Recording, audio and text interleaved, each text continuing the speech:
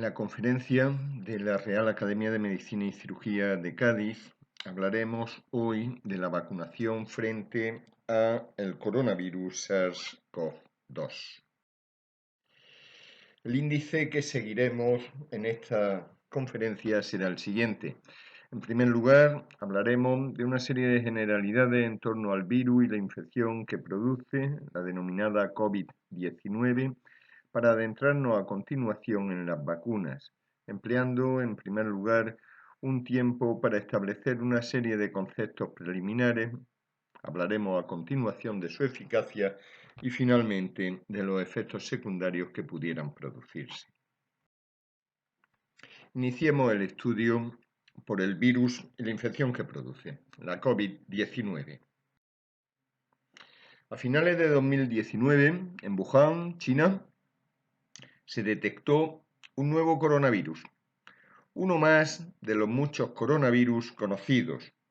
Sin embargo, este coronavirus se extendió rápidamente, dando lugar a la pandemia que actualmente padecemos. En este primer tiempo aprendimos en torno a mercados de animales, en torno a los murciélagos como elementos, como animales con capacidad para ser reservorios de virus, de su posible transmisión al humano y de cómo el humano era capaz de transmitir este virus a otros semejantes, fundamentalmente a través de gotas presentes en el aire ambiente que llegaban a otros individuos cercanos al mismo. También, aunque en menos de un mes, los científicos habían conseguido detectar toda la estructura del virus y analizar la secuencia genética del mismo. Este virus es un virus RNA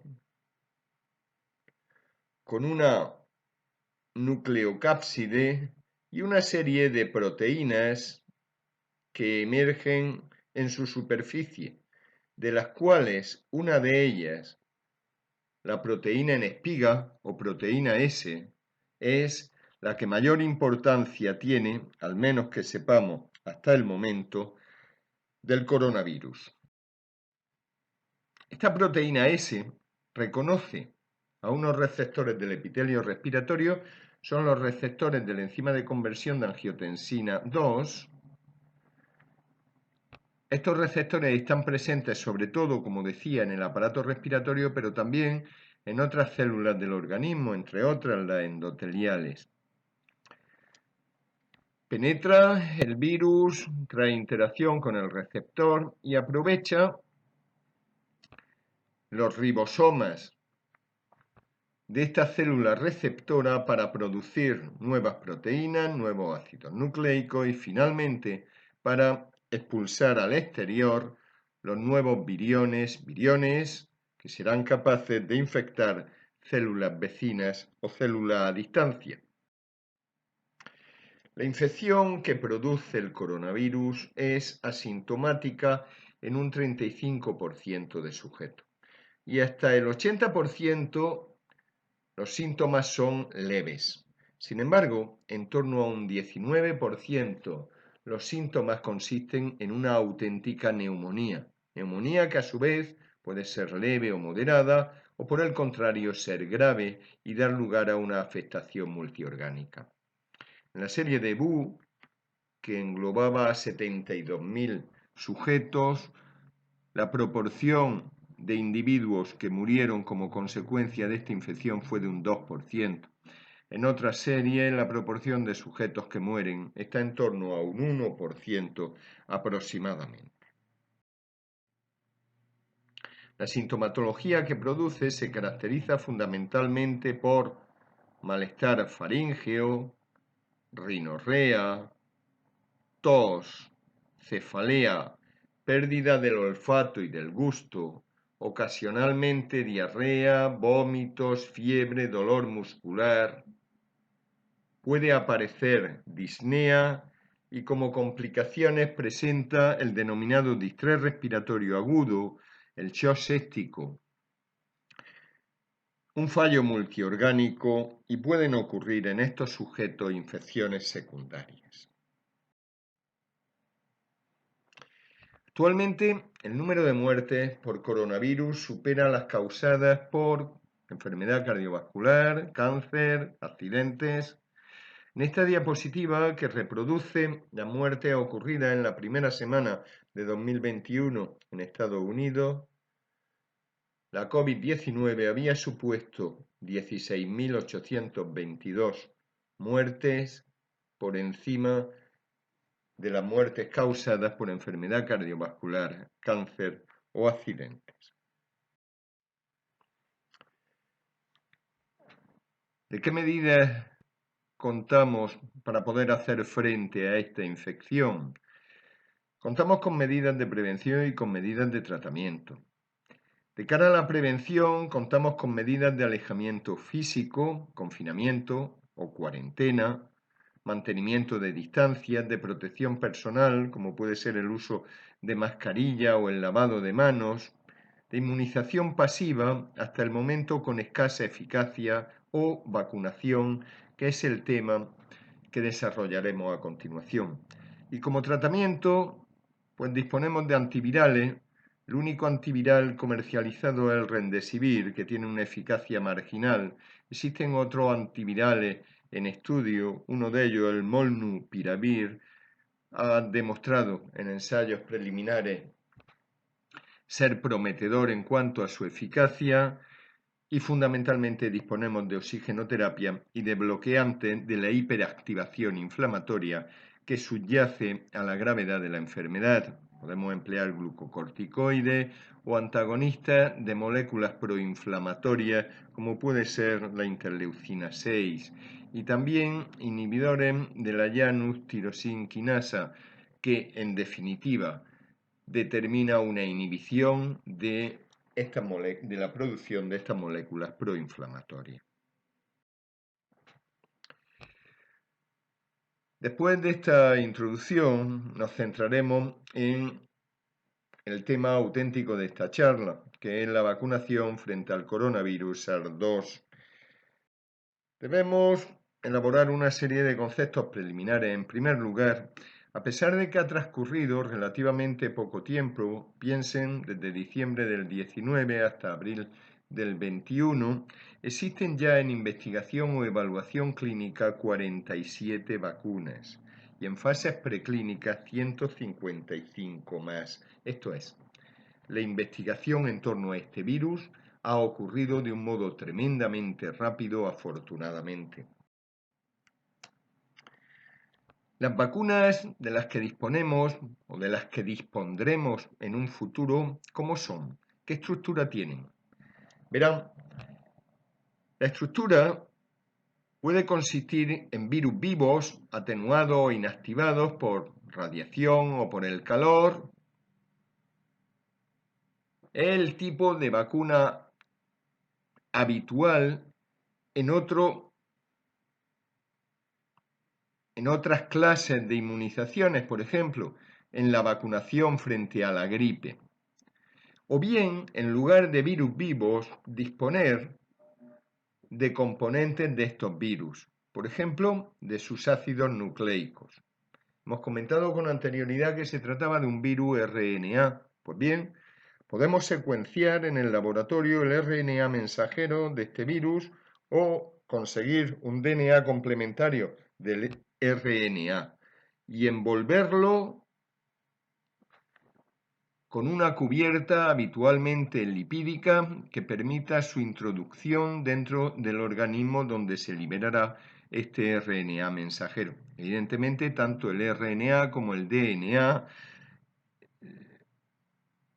han sido tratados de tal modo que se excluya totalmente la capacidad para inducir enfermedad.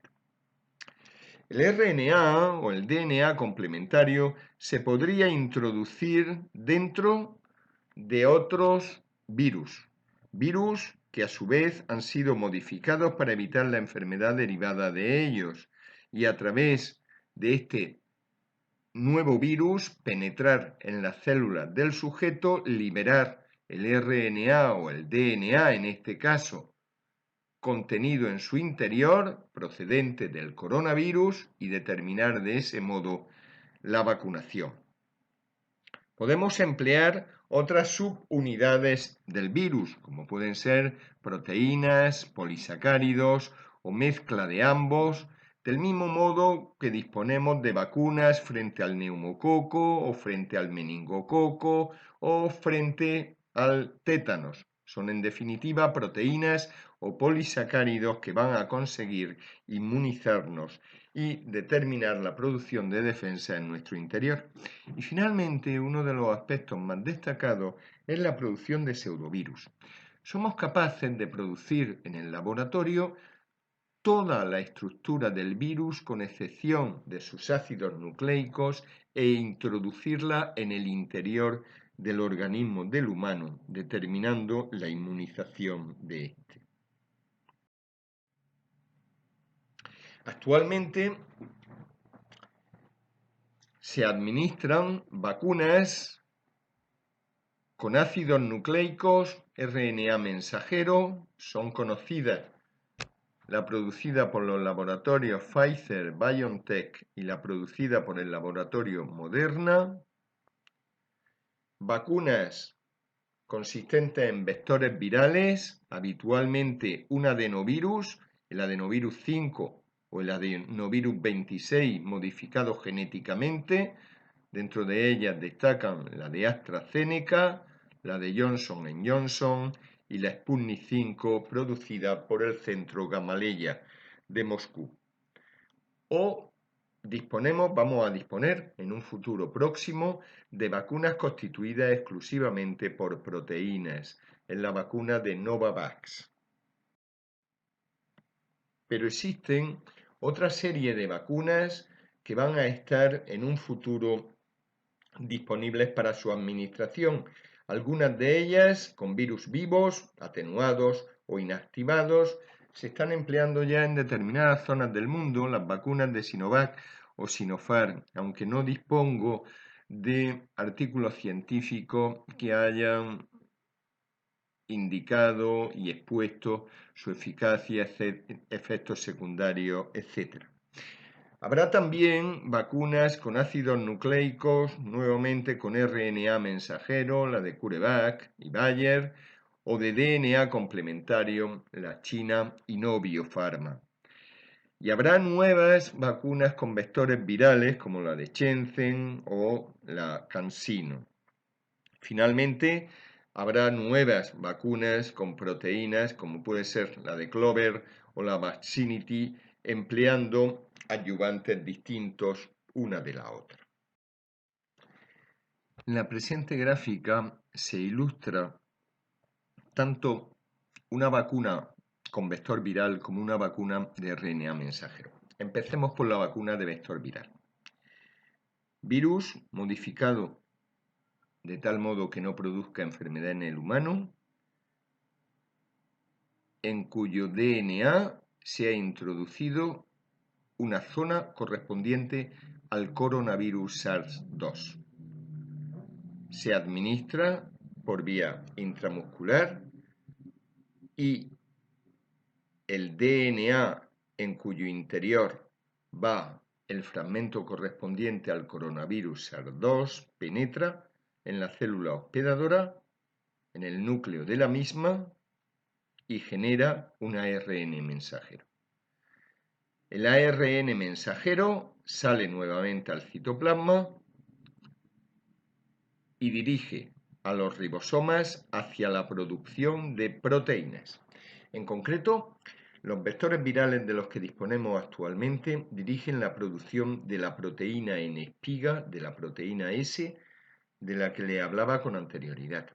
Esta proteína S, que ha salido de la célula hospedadora, es reconocida por la célula dendrítica. La célula dendrítica, a su vez, presenta estos antígenos a los linfocitos T y ocurre una respuesta inmune completa tanto de linfocitos T como colaboración con los linfocitos B y producción de anticuerpos. Con el ARN mensajero se secuencia dicho ARN mensajero del coronavirus y se le envuelve en una partícula lipídica. Se introduce mediante inyección intramuscular en células hospedadoras y estas células hospedadoras que presentan, como les decía con anterioridad, ribosomas, hacen que el ribosoma, dirigido por el RNA mensajero que hemos introducido, produzca la proteína que comentábamos con anterioridad. Esta proteína es reconocida por la célula dendrítica y se activa toda la respuesta inmune que les comentaba. En una situación como la actual, en la que somos capaces de secuenciar prácticamente cualquier fragmento genético, la producción de RNA mensajero es relativamente simple, lo mismo que lo es su envoltura lipídica, y probablemente esta técnica revolucione el mundo de las vacunas, no solo del coronavirus, sino de multitud de otros gérmenes. Estos avances en la secuenciación genética han permitido también la introducción de estos fragmentos del coronavirus en el interior de... ¿Qué eficacia tienen las vacunas actualmente disponibles o algunas de ellas, de aquellas de las que le he hablado, de cara a prevenir la infección o la infección grave en los humanos? Hablemos en primer lugar de la vacuna de Pfizer-BioNTech. Se trata de una vacuna de RNA mensajero envuelta en una cubierta lipídica. El ARN mensajero codifica la proteína de espiga, la proteína S. Es una vacuna recomendada para mayores de 16 años, que se administra en 2 dosis separadas por al menos 21 días y que tiene un inconveniente, que es el de su conservación. Requiere una conservación a menos 70 grados centígrados y tras descongelación se mantiene solo a 2,8 grados centígrados durante un periodo corto, 5 días. El ensayo clínico que permitió su aprobación fue un ensayo clínico que incluyó a más de 40.000 sujetos aleatorizados uno a uno a recibir vacuna o placebo. Existía un 42% de sujetos mayores de 55 años, lo cual permitía conocer qué ocurría en este segmento de la población después de la administración de la vacuna de un modo claro y cierto. Y existía aproximadamente un 20% de sujetos que presentaban una serie de comorbilidades, hipertensión arterial, diabetes, obesidad, etc. Comorbilidades que habían demostrado que eran factores de gravedad en caso de padecer la COVID-19. El objetivo era evaluar la eficacia entendida no como el total de casos de infección, sino aquellos casos sintomáticos. Esto es, no se buscó expresamente si los sujetos habían adquirido el virus aun cuando estuvieran asintomáticos, sino que lo que se buscó era aquellos sujetos que, después de administrarse la vacuna o el placebo, presentaban síntomas atribuibles a COVID-19 y a esto se le analizaba acerca de la presencia o no del coronavirus SARS-2. El segundo objetivo fue evaluar la eficacia entendida no como el número de casos sintomáticos totales, sino de casos graves. Y los resultados son los que aparecen en la gráfica. Hubo solo 9 casos de cerca de 20.000 en aquellos sujetos vacunados frente a 169 en más de 20.000 casos en los sujetos no vacunados. Esto representa una eficacia de un 95%. Más importancia, si cabe, tiene el hecho de que la enfermedad grave que obligaba a hospitalización ocurrió en un solo caso de aquellos a los que se le administró la vacuna, frente a 9 casos de aquellos a los que se le administró placebo, lo cual supone una eficacia frente a hospitalización de cerca del 90%. En esta diapositiva se observa en la gráfica que la eficacia de la vacuna comienza a observarse ya a partir del 12º día después de la administración de la primera dosis. La vacuna de Pfizer-BioNTech demostró su eficacia no solo en sujetos de 16 a 55 años, sino también en sujetos mayores de 55 años o en aquellos que tenían alguna de las patologías basales. En todos los casos, los porcentajes están en torno a un 95%.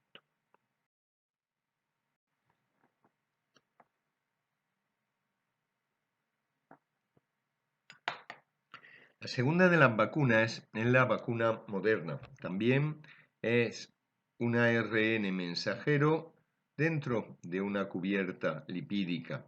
El ARN mensajero codifica la proteína S. Se recomienda para mayores de 18 años. No tenemos todavía datos sobre menores de esta edad, pero probablemente en un futuro cercano los tengamos, y no solo para esta vacuna, sino también para el resto.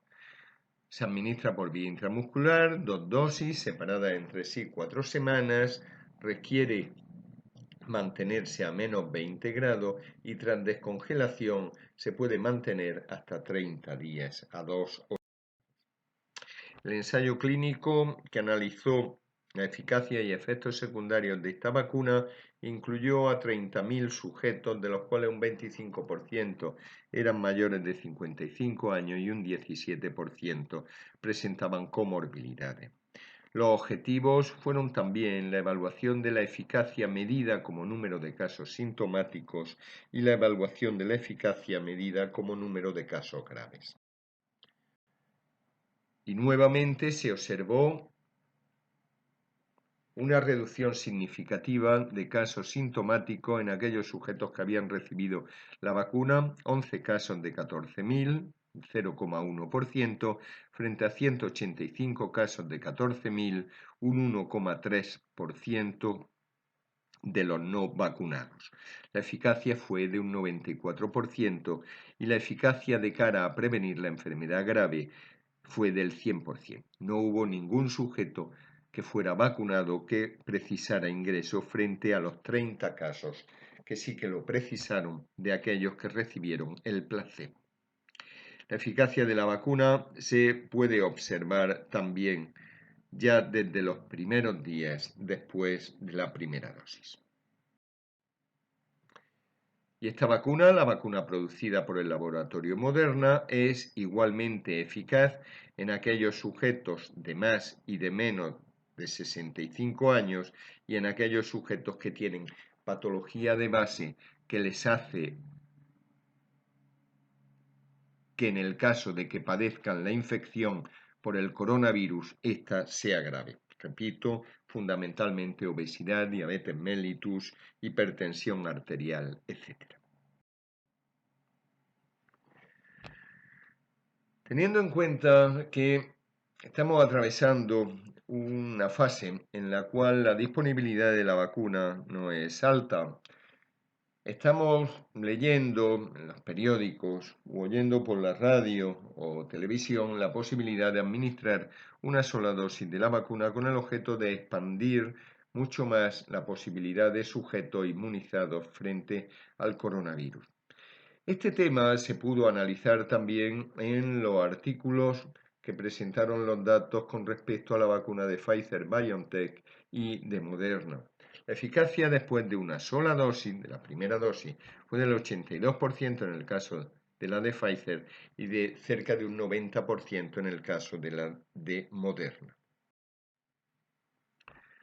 Los ensayos clínicos son situaciones ideales en las que se controlan todos los aspectos dentro de lo que es la administración de la vacuna, los efectos que tiene, tanto los efectos de eficacia como los efectos secundarios, etc. Habitualmente en la vida real, cuando nosotros administramos un medicamento, la eficacia es menor que en los ensayos clínicos que permitieron la comercialización de este medicamento. Ocurre lo mismo con las vacunas, esto es, en la vida real la protección que confieren es similar a la que confieren en los ensayos clínicos, prácticamente igual. Observen, es una combinación de vacunas tanto de Pfizer como de Moderna, que en sujetos totalmente inmunizados la eficacia de la vacuna fue de un 90%. Entre las vacunas de vectores virales, la primera que se comercializó fue la de AstraZeneca. Esta vacuna de AstraZeneca presenta un material genético del coronavirus incluido dentro de un adenovirus, el adenovirus 5 del chimpancé, que se ha modificado genéticamente para que no replique, para que su replicación sea deficiente. Se administran 2 dosis separadas entre sí por 21 días y se conserva a -2 a -8 grados centígrados. El estudio que permitió la comercialización de la vacuna de AstraZeneca presentó una serie de inconvenientes. Por problemas de fabricación, aparte de los sujetos que habían sido aleatorizados a recibir vacuna o placebo, se les administró solo vacuna con una concentración de virus inferior a la que se establecía en el ensayo clínico. Y por otro lado, los intervalos en los que se administraron las 2 dosis fueron bastante variables, desde menos de 6 hasta más de 12 semanas. He intentado extraer aquellos datos que aplicaban el ensayo clínico tal y como fue diseñado inicialmente, esto es, vacunación con dosis de 5 por 10 elevado a 10 partículas virales separadas entre sí 21 días. Esto supone en torno a unos 9.000 sujetos. De estos 9.000 sujetos, el porcentaje de mayores de 55 años fue relativamente limitado, solo un 11%, y parecían comorbilidades en torno a un 7-13%. Otra vez, el objetivo fue evaluar la eficacia entendida como el número de casos sintomáticos de la COVID-19.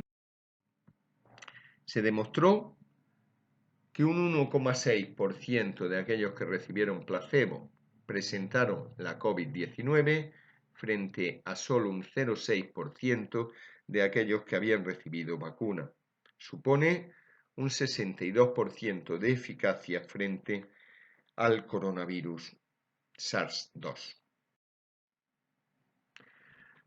La siguiente vacuna de vector viral es la vacuna de Johnson & Johnson. En este caso se trata de un adenovirus 26, a diferencia del caso anterior, que tiene incluido material genético que codifica también esta proteína de espiga del coronavirus. Se administra en una sola dosis, y esta es la particularidad principal de la vacuna de Johnson & Johnson, y permite conservarse de 2 a 8 grados. Se comprueba que el número de casos moderados, severos, críticos es significativamente inferior en aquellos sujetos a los que se le administró la vacuna que en aquellos sujetos a los que se le administró placebo. La eficacia en menores de 60 años es de un 66%, similar a la eficacia en mayores de 66 años. Y la eficacia frente a hospitalización es de un 85%. Y la tercera de las vacunas, aún no aprobada por la Agencia Europea del Medicamento, en estudio por la misma en el momento actual, pero que se ha difundido ampliamente. Existen países, por ejemplo, como Hungría, donde ha sido la vacuna fundamentalmente empleada, países digo dentro de la Unión Europea, es la vacuna Sputnik 5 producida por el Centro Gamaleya ruso. Incluye, a diferencia de las dos anteriores de vectores virales, dos vectores virales diferentes, el adenovirus 5 y el adenovirus 26, y se administra mediante 2 dosis. En la primera dosis se administra uno de los adenovirus y en la segunda dosis se administra el otro adenovirus.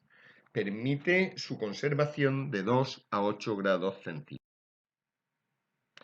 El ensayo clínico, que fue publicado en la revista Lancet, incluyó a 20.000 sujetos. En este caso fueron aleatorizados 3 a 1, un porcentaje, por cada 4 sujetos, 3 de ellos recibieron la vacuna y 1 recibió el placebo. Eran mayores de 60 años un 11% y presentaban comorbilidades un 25%. Se comprobó que el porcentaje de sujetos que padecieron la infección por coronavirus SARS-CoV-2 fue del 0,1% entre aquellos que habían recibido la vacuna frente a un 1,3% de los que recibieron placebo, lo cual esta vacuna Sputnik, del mismo modo que habíamos visto con las anteriores, confiere asimismo una protección significativa en los sujetos con más de 50 años, aunque ligeramente inferior a la que producen sujetos de menos de 30 años. Veamos algunos otros aspectos probablemente importantes relacionados con la eficacia de la vacuna. ¿La eficacia de la vacuna es alta o no en individuos frágiles?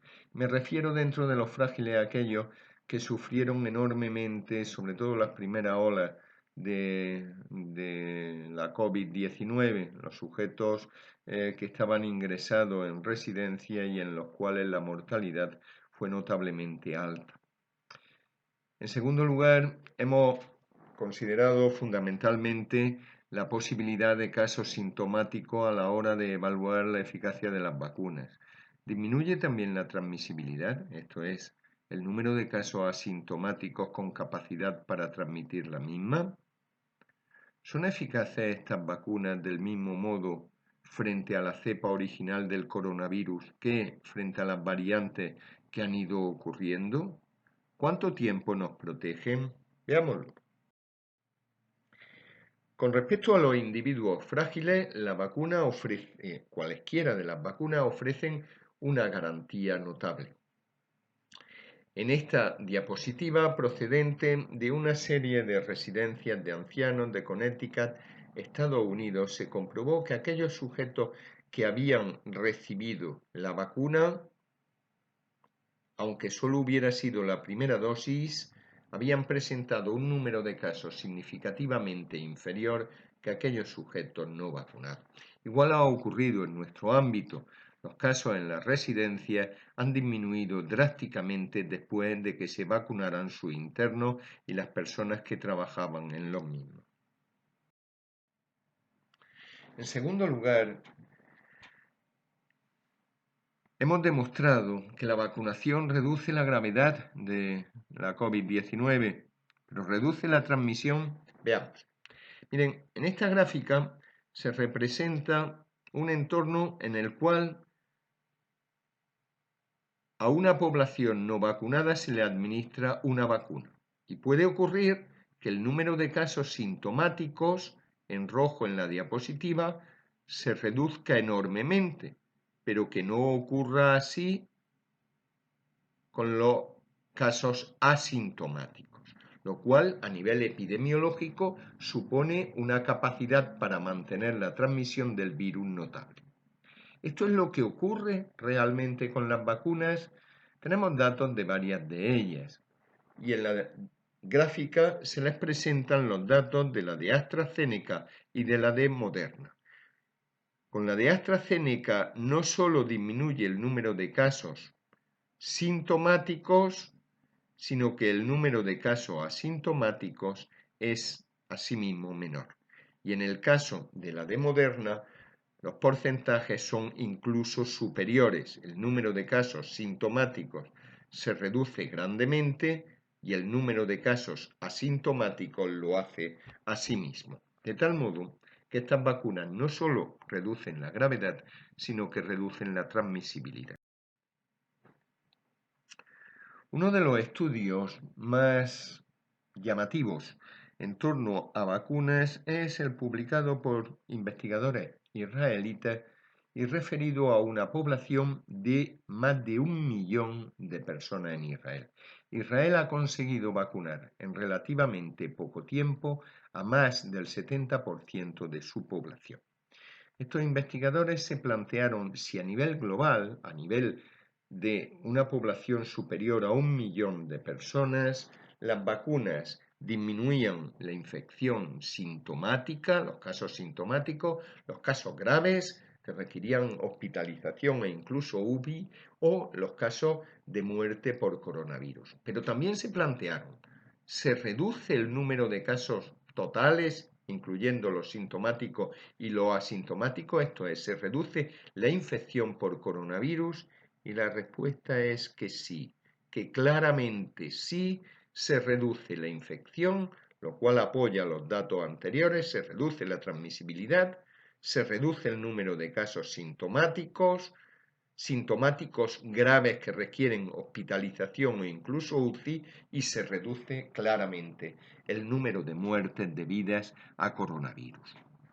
Y esta eficacia se demuestra en el total de la población y en la población agrupada por sexo o desagregada por sexo, desagregada por edad, o en aquella población que tenía una serie de enfermedades coexistentes, como podía ser la obesidad, la diabetes mellitus tipo 2 o la hipertensión arterial. Estamos asistiendo al desarrollo de una serie de mutaciones del virus, un hecho relativamente frecuente para todos los virus RNA. Y de estas mutaciones del virus, hay multitud de ellas, probablemente las que han adquirido una mayor dimensión han sido las variantes B117, cuya procedencia es el Reino Unido, la B1351 de Sudáfrica o la B1128 de Brasil. Estos fueron los países en los cuales se detectó por primera vez la mutación, pero hoy en día están extendidas a muchos más países. Se han analizado la eficacia de las vacunas para varias de ellas, y por ejemplo para la variante del Reino Unido, que hoy en día es la que fundamentalmente infecta a la población española, mucho más que la variante original del coronavirus, pues tanto la vacuna de Pfizer como la de Moderna, como la de Johnson & Johnson mantienen la eficacia. La de AstraZeneca pues demuestra una reducción leve de la frecuencia de anticuerpos neutralizantes. Con respecto a la variante brasileña, la de Pfizer-BioNTech y la de Johnson & Johnson mantienen la eficacia, y no tengo datos de la de Moderna o de la de AstraZeneca. Y la variante sudafricana es la que ha afectado más a la eficacia de las vacunas, de tal modo que salvo la de Johnson & Johnson, el resto presentan una disminución de la eficacia. Pero observen un dato. Esta gráfica corresponde a la eficacia de la vacuna de Pfizer-BioNTech frente a la variante sudafricana, de Reino Unido, de Brasil, etc. Y observen, frente a la cepa original, anticuerpos neutralizantes, frente a la variante británica, prácticamente similar, frente a la variante brasileña, ligeramente inferior, pero muy poco inferior, y significativamente inferior frente a la variante sudafricana. Pero, a pesar de ello, la tasa de anticuerpos neutralizantes está muy por encima de la tasa necesaria para conferir protección frente a la enfermedad. Esto es, disminuye la tasa de anticuerpos neutralizantes, pero esto no quiere decir que disminuya la eficacia.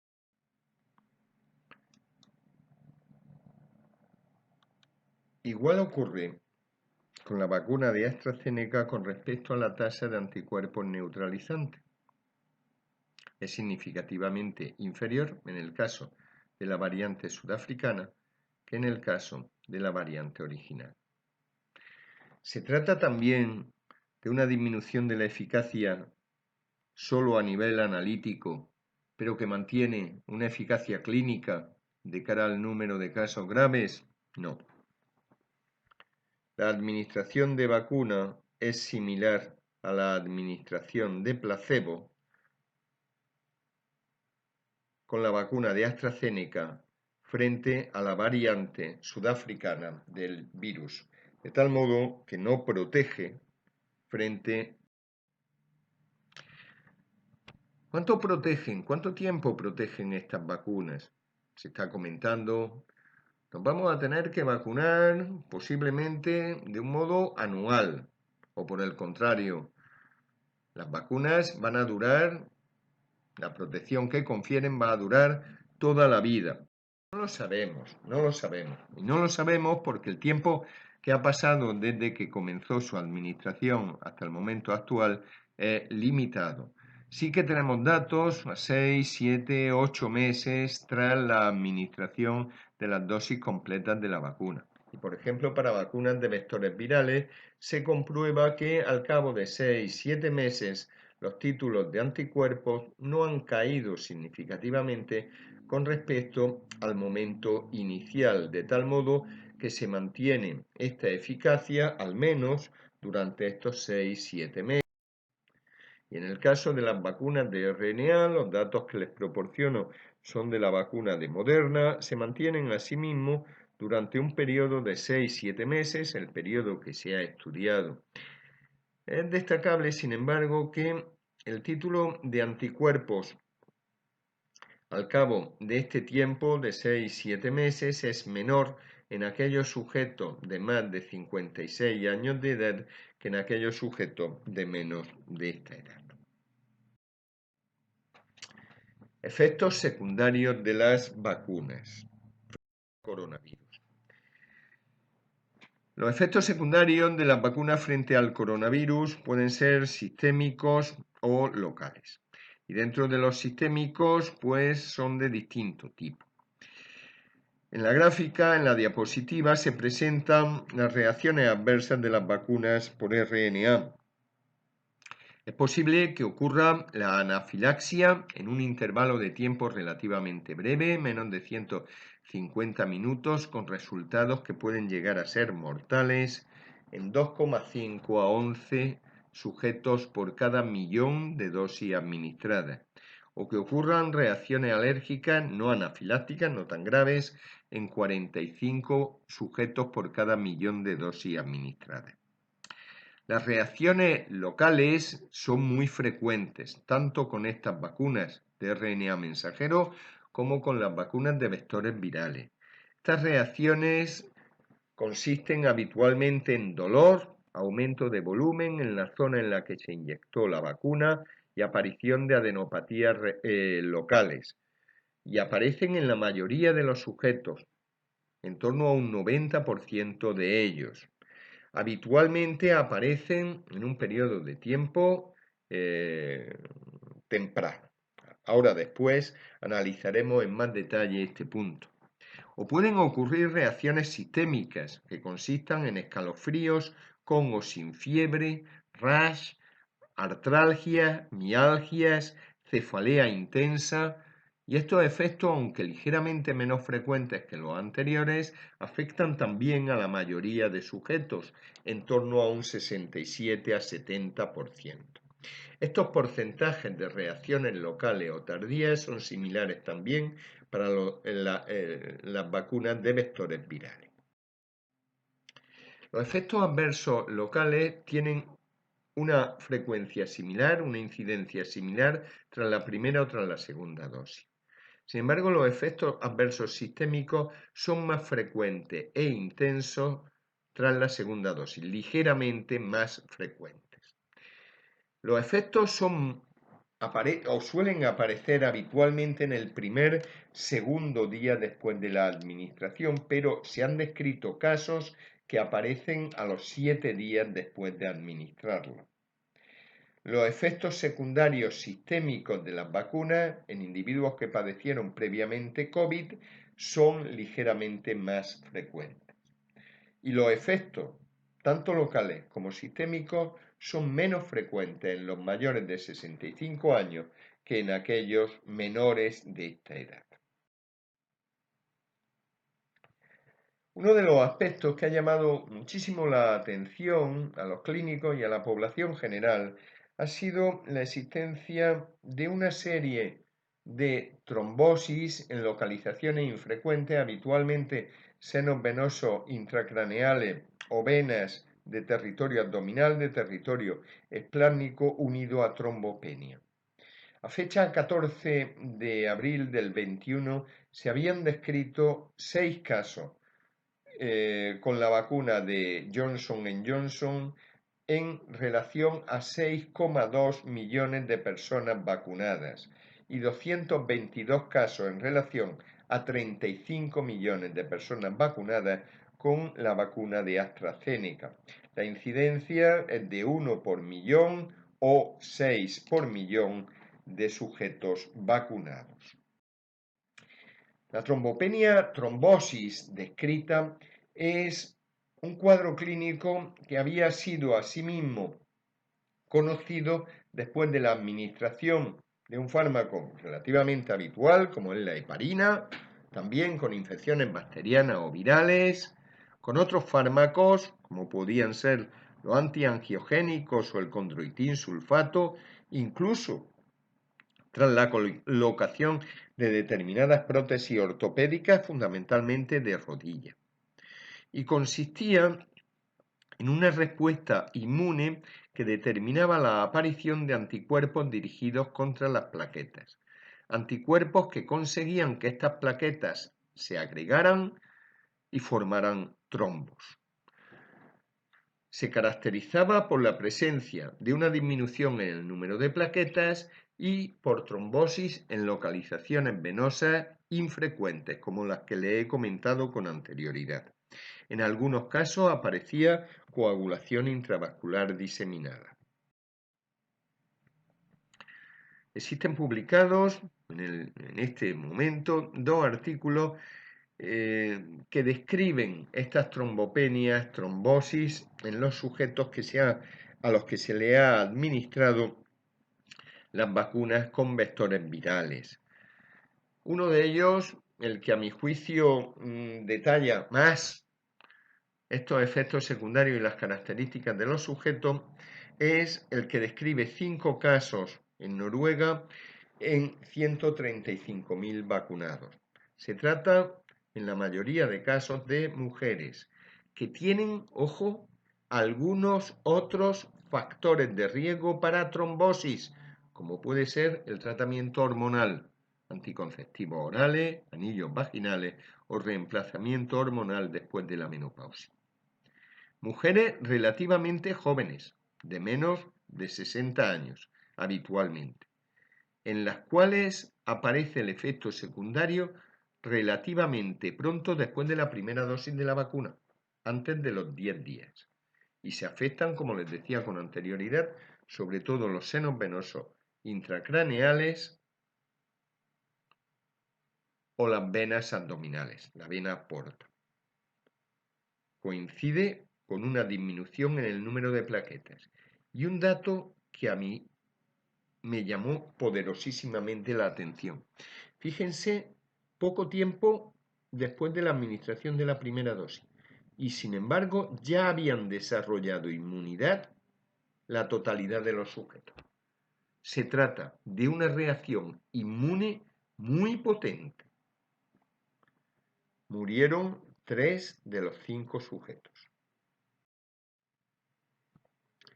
Y en todos se detectó la presencia de anticuerpos dirigidos frente a un antígeno plaquetario, el factor plaquetario 4, que en la mayoría de sujetos determinaba una agregación de las plaquetas de los mismos. Las plaquetas agregadas generaban trombos. El tratamiento de elección de la trombopenia trombosis inmune se realiza con inmunoglobulinas intravenosas. El tratamiento con inmunoglobulinas intravenosas determina un incremento rápido de la cifra de plaquetas en estos sujetos. Bien, para terminar, lo que se intenta con esta vacunación es conseguir la inmunidad colectiva. Cuando nosotros hemos conseguido una inmunidad colectiva, cuando el número de sujetos susceptibles a la infección es muy escaso, hemos conseguido contener la transmisión de la enfermedad. Todo lo contrario a lo que ocurre cuando el número de sujetos en naranja, susceptibles en naranja en la diapositiva, es muy amplio. En este caso, la infección se transmite y circula de un modo tremendamente rápido entre la población. Afortunadamente, y a fecha de 21 de abril del 21, en España el porcentaje de sujetos vacunados y en consecuencia inmunes a la enfermedad es relativamente limitado, no llega siquiera a un 8%, con lo cual la población susceptible sigue siendo muy amplia. Muchas gracias.